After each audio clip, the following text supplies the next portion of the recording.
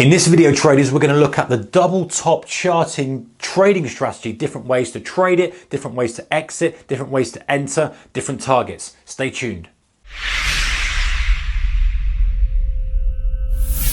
Hey traders and investors, a very warm welcome to you. If you're a subscriber, thank you for your support. If you're new here and you just stumbled across this video, consider subscribing to the channel for more trading videos, psychology, strategy, and all that good stuff. All right, double top charting pattern. You're probably familiar with it, but it's a great pattern. It works on many markets. It works on many time frames. It's a good, solid pattern to have in your trading arsenal, setup, library, whatever you want to call it. Okay, so supply demand works like this. We have demand coming in, pushes to highs, standard stuff, pulls down, standard stuff, pulls back up, can't break to the high. This is where the double top comes in, and then we're looking for a failure. So it's a pattern we're looking to short at the end of an up move. We flip it on its head and we take a double bottom pattern for the end of a down move. Not going to repeat ourselves here, but you get the process. Whatever we talk about here, just flip it on its head for short, for long if you want to do the long side. Okay.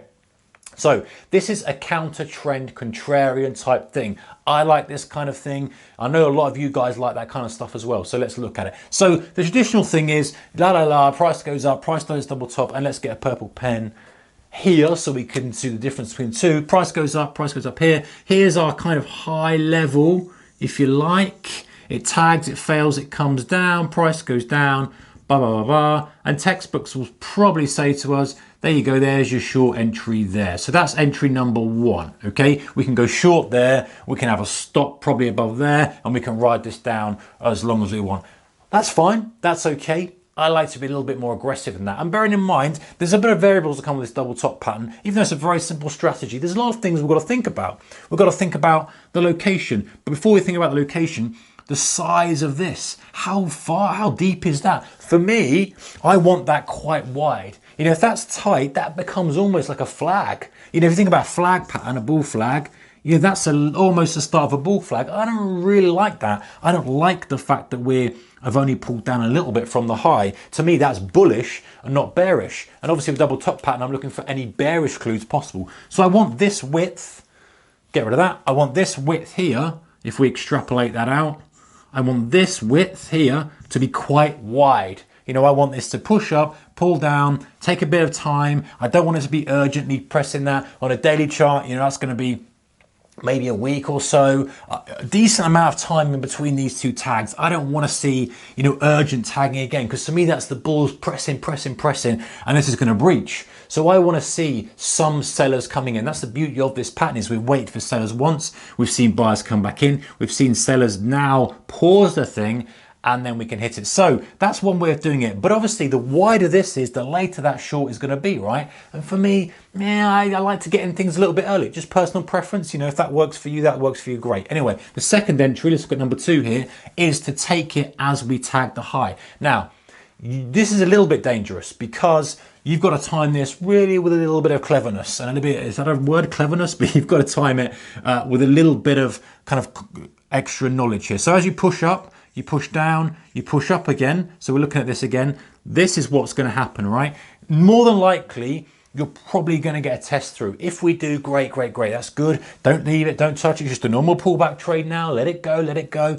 Now, if it starts to come back below after it's gone through, so don't forget, first tag, pullback, goes through, makes a high, comes back below. That's all the sequence you need. There's your short entry. So you're then shorting here as it comes back. Sell short here, there's your stop loss here. So you're a little bit more aggressive onto the move. You're in here as opposed to here. So it means you can ride that down here. If you want to be different about it, you can add into, you can scale into it as it breaks through. Or if you want to be a little bit conservative and sort of be rewarded for your aggression, you can scale out a little bit of your position, buying a few back as you break through there while everyone's late to the party. I quite like doing that myself. So that's one way of doing it.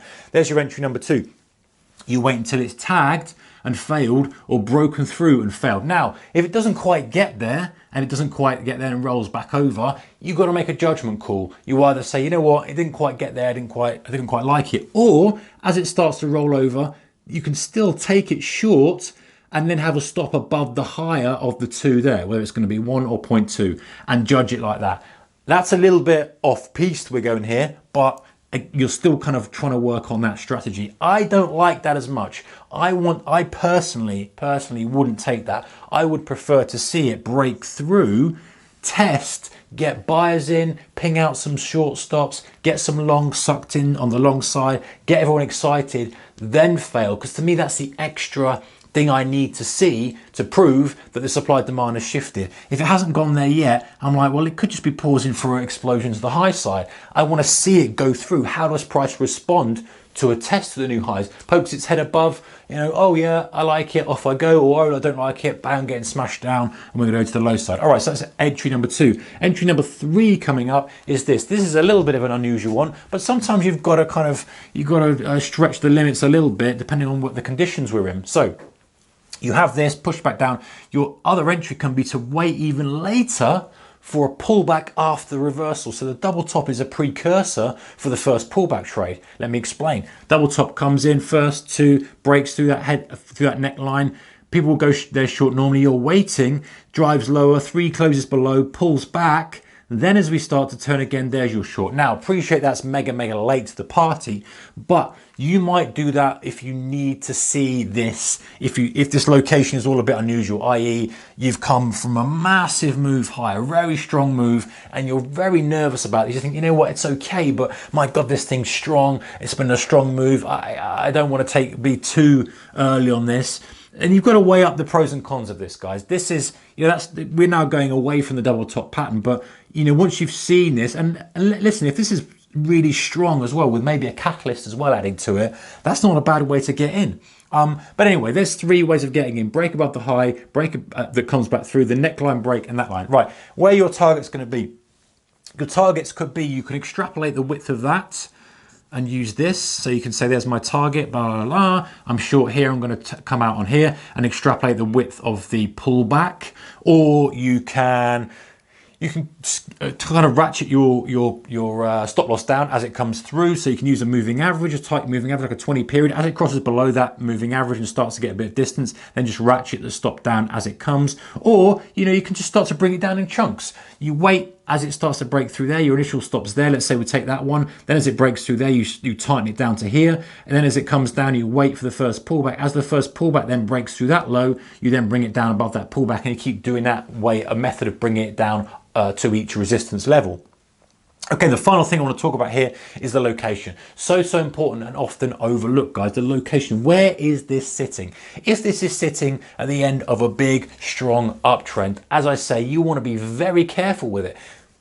I don't have any problem with taking any trade in any position as long as the risk is managed. I don't care. As long as the risk is capped, I'll have a go or decide to have a go or not. That's the ultimate decision to make. So you can say, hey, where can I take this? It's got a cap risk. I don't really want it after a monster move up. I don't really like that scenario. My perfect scenario for the double top is this, and I might have to undo this. Let's see if I can do it without, because some of you may well still be looking at this. Let me take some of this off. And let's assume that this isn't here now. Let's assume we have this scenario, right? We've come down. Can we still see it on the screen? We can. We've come down, okay? We've come down from a downtrend. So we're in a downtrend.